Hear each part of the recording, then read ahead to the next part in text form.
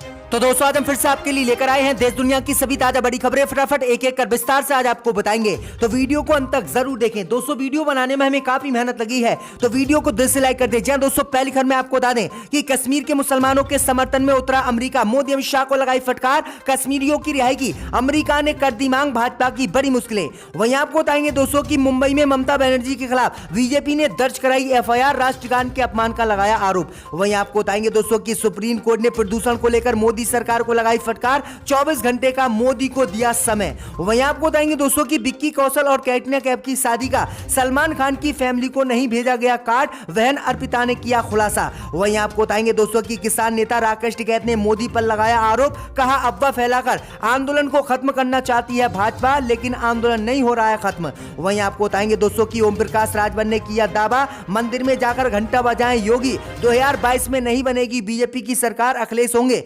UP के अगले मुख्यमंत्री। तो दोस्तों सभी खबरों को आपको एक एक कर बताने वाले हैं। वीडियो को लाइक कर चैनल को सब्सक्राइब कर दें और हमें कमेंट में बताएं कि आपके जिले किस राज्य से हमारी खबरों को देख रहे हैं। इसी बीच पर तो दोस्तों अगली खबर की ओर, तो कश्मीर के मुसलमानों के समर्थन में उतरा अमेरिका, मोदी अमित शाह को लगाई फटकार, कश्मीरियों की रिहाई की भाजपा से कर दी है अमेरिका ने मांग, बढ़ गई है मोदी की मुश्किलें। जय दोस्तों आपको बता दें कि आतंकवाद के नाम पर केंद्र की मोदी सरकार लगातार जम्मू कश्मीर में मुस्लिम युवाओं को गिरफ्तार कर उन्हें जेल में डाल रही है। अब इस मामले को लेकर अमेरिका से मोदी सरकार को बड़ा झटका लगा है। दरअसल आपको बता दें कि आतंकवाद के नाम पर जिन कश्मीरी मुस्लिमों को गिरफ्तार मोदी सरकार ने किया है, उन मुस्लिमों के समर्थन में खुलकर अमेरिका उतर आया है और अमेरिका ने कश्मीरी मुसलमानों की रिहाई की मोदी सरकार से मांग की है। दरअसल आपको बता दें कि बीते दिनों आतंकवाद के नाम पर कश्मीर के परवेज खुर्रम की गिरफ्तारी मोदी सरकार ने की थी और इन पर यूएपीए के तहत केस दर्ज कर इन्हें जेल में डाल दिया था। वही आपको बता दें कि इनकी गिरफ्तारी के बाद अमेरिका में स्थित यूएन ने मोदी सरकार को फटकार लगाई और संयुक्त राष्ट्र ने कश्मीर के परवेज खुर्रम की गिरफ्तारी पर चिंता जताते हुए मोदी सरकार से रिहाई की मांग की है और कहा है कि आपने जिस कानून के तहत इनको गिरफ्तार किया है वो कानून भारत का बहुत ही खतरनाक है और इस तरह से इनको गिरफ्तार नहीं किया जाना चाहिए। वहीं आपको बता दें कि संयुक्त राष्ट्र ने मोदी सरकार से कश्मीरी युवाओं को छोड़ने की मांग की है और फटकार भी भारत को लगाई है। तो मोदी सरकार की मुश्किलें एक बार फिर से बढ़ गई, क्योंकि आतंकवाद के नाम पर मोदी सरकार लगातार मुसलमानों को वहां पर गुमराह कर रही है और उनको गिरफ्तार करके जेल में डाल रही है। इसी बीच पर तो दोस्तों अगली खबर की ओर, तो मुंबई में ममता बनर्जी के खिलाफ बीजेपी ने दर्ज कराई एफआईआर, राष्ट्रगान के अपमान का लगाया आरोप। जी दोस्तों आपको बता दें कि पश्चिम बंगाल की सीएम ममता बनर्जी का मुंबई दौरा काफी सुर्खियां बटोर रहा है। इस बीच खबर सामने निकल कर आई दोस्तों कि मुंबई की एक बीजेपी नेता ने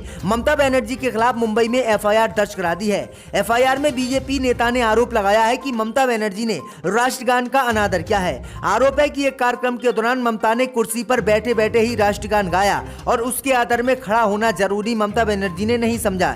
इतना ही नहीं, बैठे बैठे भी ममता ने राष्ट्रगान पूरा नहीं गाया और 4-5 लाइनों के बाद ममता बनर्जी चुप हो गई। इसके बाद बीजेपी ने राष्ट्रगान का अपमान का आरोप ममता बनर्जी पर लगाया और महाराष्ट्र में एफआईआर दर्ज ममता बनर्जी पर बीजेपी ने करा दी है। तो ये बड़ी अपडेट आई दोस्तों। इसी बीच पर तो दोस्तों अगली खबर की ओर, तो दिल्ली में प्रदूषण को लेकर सुप्रीम कोर्ट ने मोदी अमित शाह को लगाई फटकार, 24 घंटे का दिया समय। जब दोस्तों आपको बता दें कि सुप्रीम कोर्ट ने गुरुवार को राष्ट्रीय राजधानी दिल्ली में गंभीर वायु प्रदूषण को लेकर केंद्र की मोदी सरकार को आड़े हाथ लिया। मोदी सरकार को फटकार लगाते हुए प्रदूषण को लेकर सुप्रीम कोर्ट ने दिल्ली में चिंता व्यक्त करते हुए मोदी अमित शाह को 24 घंटे का समय दिया है। सुप्रीम कोर्ट ने कहा है कि अगर प्रदूषण को रोकने में मोदी सरकार 24 घंटे में कोई कार्रवाई करती है तो ठीक है। अगर 24 घंटे के बाद भी मोदी सरकार ने दिल्ली में प्रदूषण रोकने के लिए कोई कार्रवाई नहीं की तो कार्रवाई फिर हम करेंगे और सरकार को हमारी कार्रवाई से कितना नुकसान होगा ये सरकार जान ले। तो ये बड़ी अपडेट आई दोस्तों कि सुप्रीम कोर्ट ने दिल्ली में प्रदूषण को लेकर एक बार फिर से मोदी और दिल्ली की केजरीवाल सरकार को फटकार लगा दी है। इसी बीच पर तो दोस्तों अगली खबर की ओर, तो सीबीएसई की 12वीं की परीक्षा में गुजरात दंगे के प्रश्न पर भड़की भाजपा, ओवैसी ने ठहराया सही। जय दोस्तों आपको बता दें कि केंद्रीय माध्यमिक शिक्षा बोर्ड सीबीएसई की बुधवार को हुई 12वीं की कक्षा की परीक्षा में समाज शास्त्र के एक पेपर में आए सवाल को लेकर बीजेपी काफी नाराज हो गई है और सवाल गुजरात दंगों को लेकर था।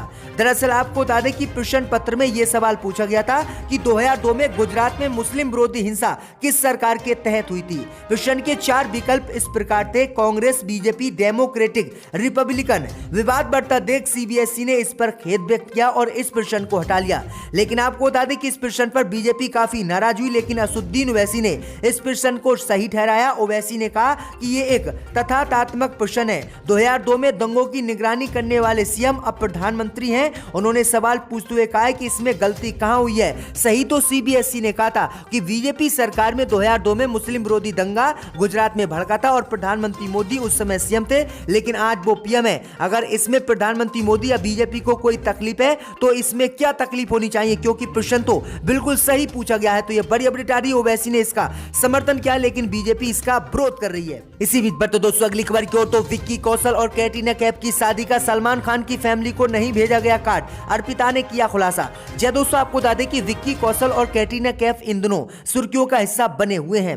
इस समय हर जगह दोनों की शादियों की ही बात चल रही है। रिपोर्ट की माने तो दोनों 9 दिसंबर को शादी के बंधन में बंधने जा रहे हैं। शादी राजस्थान में होने जा रही है। हालांकि अभी तक दोनों में से किसी ने ऑफिशियल अनाउंसमेंट नहीं किया है। रिपोर्ट की माने तो शादी में बॉलीवुड के कई स्टार शामिल होने वाले हैं, लेकिन आपको बता दें कि सलमान खान की फैमिली के करीबी सोर्स ने बताया है कि कैटरीना ने सलमान खान और उनकी फैमिली को कोई कार्ड नहीं भेजा है, न ही उनकी बहन अर्पिता और अलवीरा को कार्ड मिला है। सोर्स ने आगे बताया है कि सलमान खान कैटरीना कैफ को लेकर काफी प्रोटेक्टिव हैं, बस एक्ट्रेस के लिए अच्छा चाहते हैं। शादी के बाद वह टाइगर 3 की शूटिंग करेंगी। तो ये बड़ी अपडेट आई दोस्तों कि सलमान खान के फैमिली को अभी तक कैटरीना कैफ ने शादी का कार्ड तक नहीं भेजा है। इसी बीच पर तो दोस्तों अगली खबर की ओर, तो राकेश टिकैत ने लगाए मोदी सरकार पर आरोप, कहा सरकार सिर्फ अफवाह फैला रही है कि किसानों का आंदोलन हो रहा है खत्म। जी दोस्तों, आपको बता दें ये बड़ी खबर सामने निकल कर आई दोस्तों की कृषि कानून रद्द किए जा चुके हैं, लेकिन अभी भी किसान आंदोलन खत्म नहीं कर रहे हैं। आंदोलन खत्म करने की कई बार अपील भी की जा चुकी है,